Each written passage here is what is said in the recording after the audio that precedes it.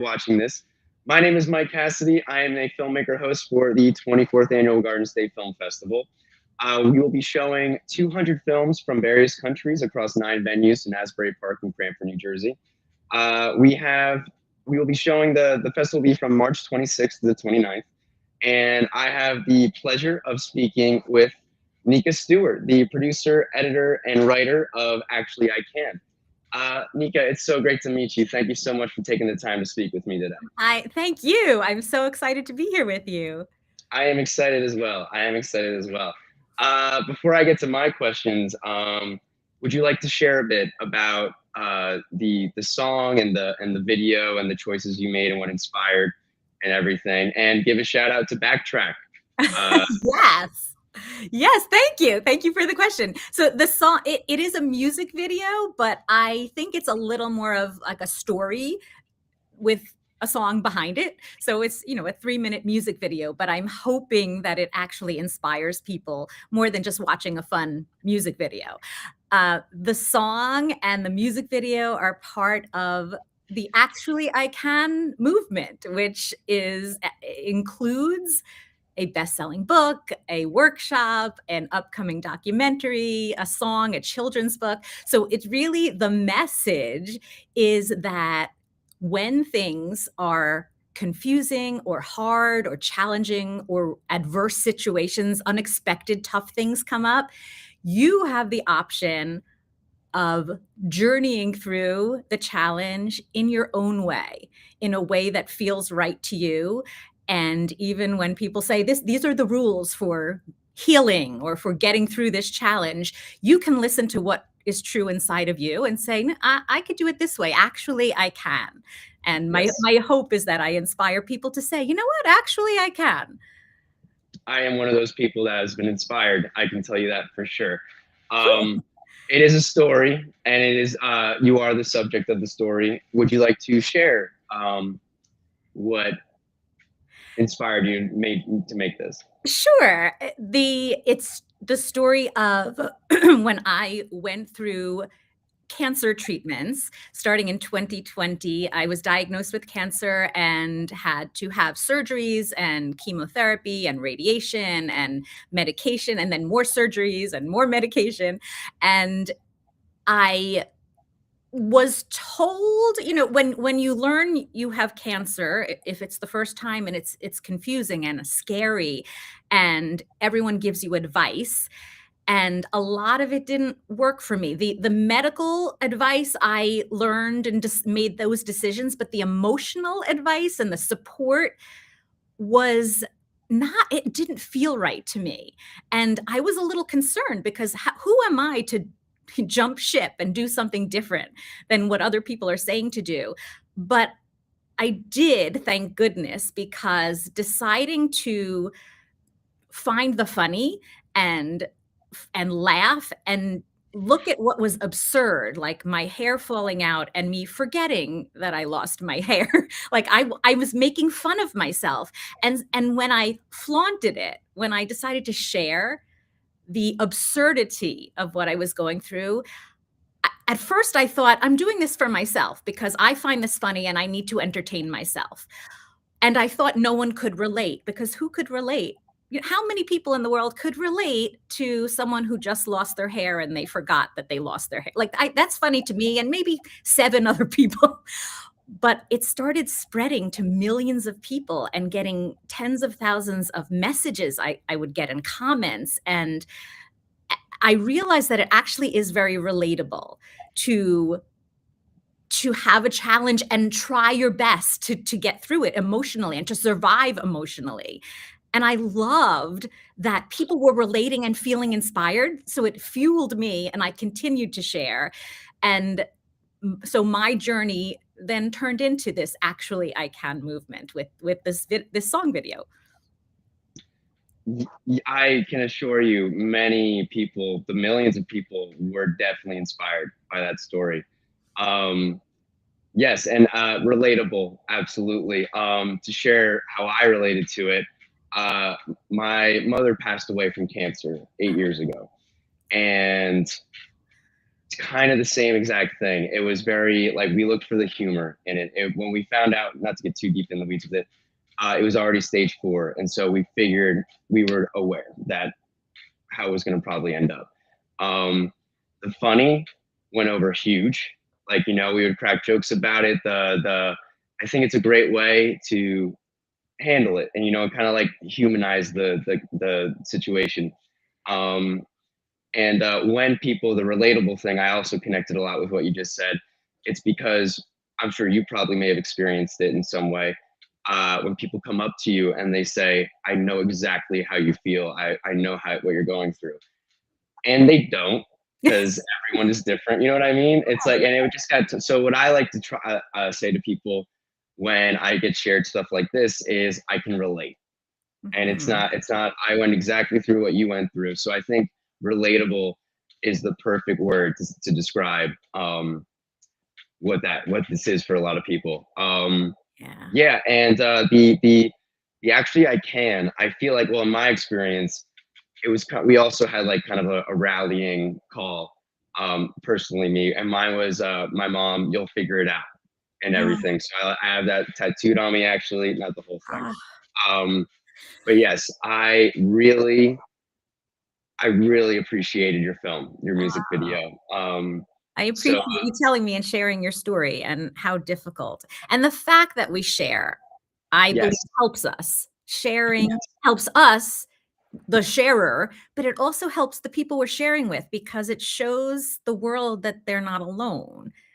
right, right, and shared grief is much easier to have to deal with than keeping it within and everything.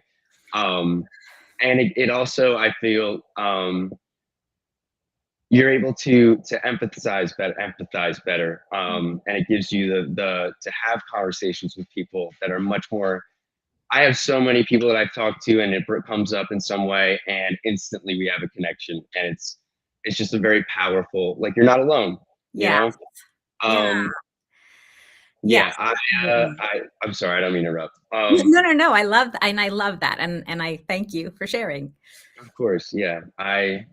My mom would have loved it too. I could tell because she was also like the whole ringing the bell thing. I don't know if you got to do that. Yeah, that's always yeah. Um, Strangely, my chemo center didn't have a bell, so there was an later on when I was doing something else, there was a bell, so they let me ring yeah, it. any bell. You know, if you go to hibachi, you could hit the gong if you tell them it's your birthday. Great Yeah, idea. We should all do that. and just don't hit it too hard; it'll ask you to leave. Good to know. Yeah. Um, so can you talk a bit about? You said it was the humor was very helpful. Um, what was the one thing that the part that I really enjoyed was running up this mountain high, breathing in the open sky, not afraid to fall behind. And I may have missed her. Do the stuff I'm gonna shine. I think was the Through the final storm. through the Through the storm. storm, I'm gonna shine. The not afraid to fall behind was the one that really resonated with me. Um, just in general, what was your process like writing this song? So I got the song, and I do admit I had some help with the tune with AI because I'm really not a songwriter. Apparently, I am now, but I Yes. used AI to help with the tune, and I took it to my band, Backtrack, and we all worked on it. The instrumental, the musicians are great at reformatting and changing, adding a bridge and that kind of thing. And so they put the music part together. But the words were mine and my story and this mission of actually I can. Um, it Part of it, Shine actually is the name of my branding company, so I felt like I had to have the word in there, and I emphasize it in the song and, like, have, an octave harmony in there just to kind of make sure the word gets out because shine is what I believe we all can do if we embrace our challenges. So this was such a great lesson for me going through cancer. Like, lucky me, I got to have kind of proof that what I teach is actually true. That if we embrace, instead of, I'll say that I learned that or saw that when a horrible or unexpected or difficult challenge comes up, we have three options. One is to fight it which most people do. And it's what I was told to do. You know, you got this. You're such a fighter. You're going to be a warrior. You're going to win. And those words work for some people. So, Right. you know, my way is not necessarily everyone's way. So when people said, you're such a fighter, you're going to beat this F cancer, it didn't feel right to me. I didn't want to fight. So the second option is to accept. And Yes. accept sometimes feels easier because you're not, when you fight something, like if you have an enemy, if you're going to punch someone, if you go to punch them, they punch back, or they stand strong. If you accept it, it's a little easier. Like you're going to go with them, and they get weaker, I believe, if you stop fighting. So accepting is another level, but then embracing, which is weird, right? Like it sounds very counterintuitive. Actually embrace cancer, actually embrace a difficult challenge. That's what I believe helped me survive, because embracing it allowed me to journey with it. Yes. And all of the things I did were like, I was going with it. And so defying convention and the traditional advice worked for me. Part of embracing it allowed me to find the absurd and the funny and laugh every day. And since then, I've done research. Number one, defying convention is actually something that helps people live longer. I have a whole talk on this, but if you decide to defy convention, you can heal yourself and people live longer. But humor, the science on humor it's so healing. And so why wouldn't you laugh? At the beginning, when I was sharing my little TikTok videos and reels, laughing at myself, I was a little worried that people would say, this is inappropriate. How could she laugh at something so serious and scary? But then I decided, this is me. I'm not laughing at you. I'm Right. laughing at my situation because it helps me. And it turns out that I didn't get very much hate. So I continued to laugh and share every day. And I felt like, because so many people said this is inspiring, I decided I can't keep this to myself. So I want to keep sharing that there are ways for you. You can actually, if you decide to embrace your challenge, so much opens up for you. So much space opens up for you to get creative and find ways that work for you so you can heal quicker and easier. I love that. Yes. The embracing, I feel, um, radical acceptance and everything. Just like this is it, and the embracing that, because it's ridiculous. It's like a very weird. With my mom and everything.